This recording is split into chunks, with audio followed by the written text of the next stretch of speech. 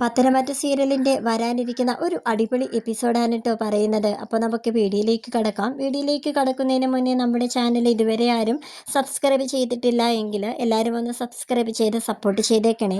അങ്ങനെ നന്ദുവിൻ്റെയും അനിയുടെയും പരസ്പരം അവർ തമ്മിൽ ഇഷ്ടമാണെന്നുള്ള കാര്യം, പ്രണയത്തിലാണെന്നുള്ള കാര്യം മനസ്സിലാക്കിയ നവീൻ എങ്ങനെയെങ്കിലും നമ്മുടെ അനിയെ വകവരുത്താനായിട്ട് ആലോചിച്ചു കൊണ്ടിരിക്കുകയാണ് കേട്ടോ. എന്നാൽ തനിക്ക് അതിന് ഒറ്റയ്ക്ക് സാധിക്കുന്നില്ല എന്ന് മനസ്സിലാക്കിയ നവീൻ നമ്മുടെ അബിയെ കൂട്ടുപിടിക്കാനായിട്ട് ഒരുങ്ങുകയാണ് കേട്ടോ. അങ്ങനെ അബിയെ നവീൻ നേരിട്ട് കണ്ട് സംസാരിക്കുന്നുണ്ട് കേട്ടോ. നിനക്കറിയാമല്ലോ ഞാനും അനിയും തമ്മിൽ നല്ല സൗഹൃദത്തിലാണെന്നുള്ള കാര്യമൊക്കെ. എന്നാൽ എനിക്ക് നന്ദുവിനെക്കാട്ടി വലുതല്ല അനി, അതുകൊണ്ട് നീ എനിക്കൊരു സഹായം ചെയ്യണമെന്ന് അബിയോട് നവീൻ പറയുകയാണ് കേട്ടോ. ഇതുവരെ ഞാൻ ആഗ്രഹിച്ചതൊക്കെ എനിക്ക് നേടിത്തരാൻ എൻ്റെ അമ്മയും മുത്തശ്ശനും എല്ലാവരും എനിക്ക് ഉണ്ടായിരുന്നു. എന്നാൽ നന്ദുവിൻ്റെ കാര്യത്തിൽ ആരും എന്നെ ഒന്നിനും സപ്പോർട്ട് ചെയ്യുന്നില്ല. അവളൊരു പോലീസുകാരി ആയതുകൊണ്ട് തന്നെ ഈ ഒരു ബന്ധത്തിന് എൻ്റെ അമ്മയ്ക്ക് താല്പര്യമില്ലായിരുന്നു.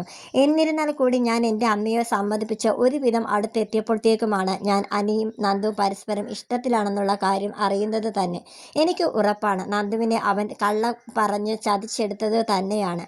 എൻ്റെ സ്നേഹം നേരത്തെ തന്നെ ഞാൻ അവളെ അറിയിക്കാനായിട്ട് അനിയോട് പറഞ്ഞിരുന്നു. അവൾ എൻ്റെ സ്നേഹം നിരസിച്ചിട്ടാണ് അനിയുടെ പുറകെ ഇപ്പോൾ പോകുന്നത്. അതിനെല്ലാം ഉത്തരവാദി അനി തന്നെയാണ്, എനിക്കുറപ്പാണ്.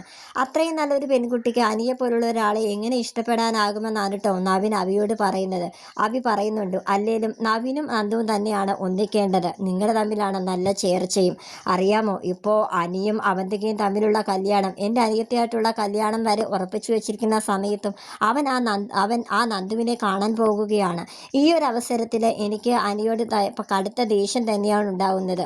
അല്ലെങ്കിലും എനിക്ക് അവനെ തീരെ ഇഷ്ടമല്ല. എന്തായാലും അവന്തികയും അനിയും തമ്മിലുള്ള കല്യാണം നടക്കണ്ട. മറ്റൊരു പെണ്ണിനെ മനസ്സിൽ വെച്ചിട്ട് എൻ്റെ അനിയത്തെ കെട്ടാനായിട്ട് അവൻ എന്ത് യോഗ്യതയാണുള്ളത്?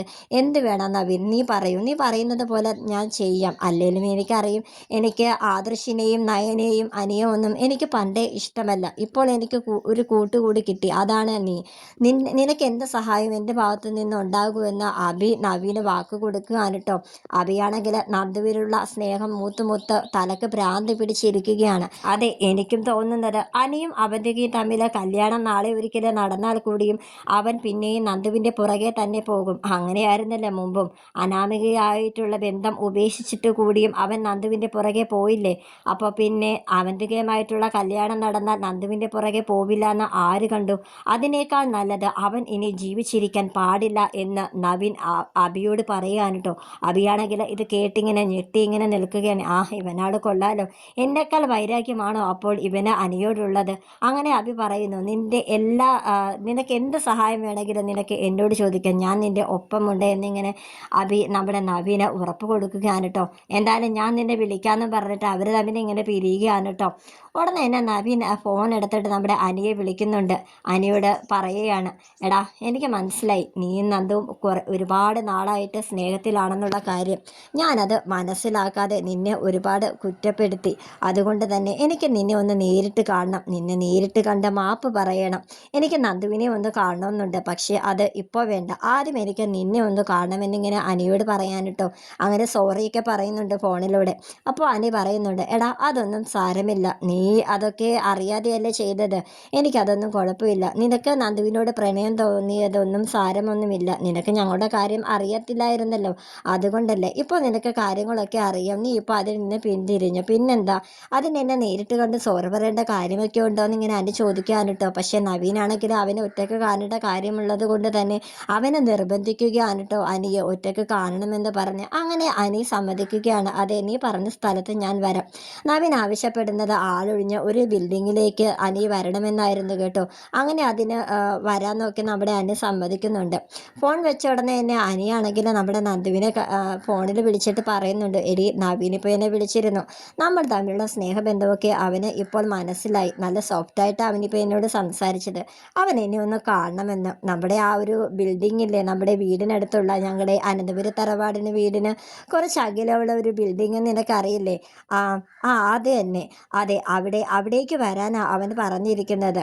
അവനെന്തോ എന്നോട് പറയാനുണ്ടത്രേ. അവിടെ ആകുമ്പോൾ ആരും കാണത്തൊന്നും ഇല്ലല്ലോ, ആളൊഴിഞ്ഞു കിടക്കുന്ന സ്ഥലമല്ലേ എന്നൊക്കെ പറയുന്നുണ്ട്. അപ്പോൾ നന്ദു പറയുന്നുണ്ട്, എന്നാലും എന്തിനായിരിക്കും അവിടേക്ക് വരാൻ പറഞ്ഞത്? വല്ല ബീച്ചിലോ പാർക്കിലോ വല്ലതും വരാൻ പറഞ്ഞിട്ടുണ്ടെങ്കിൽ അവിടെ വെച്ച് സംസാരിക്കാമല്ലോ.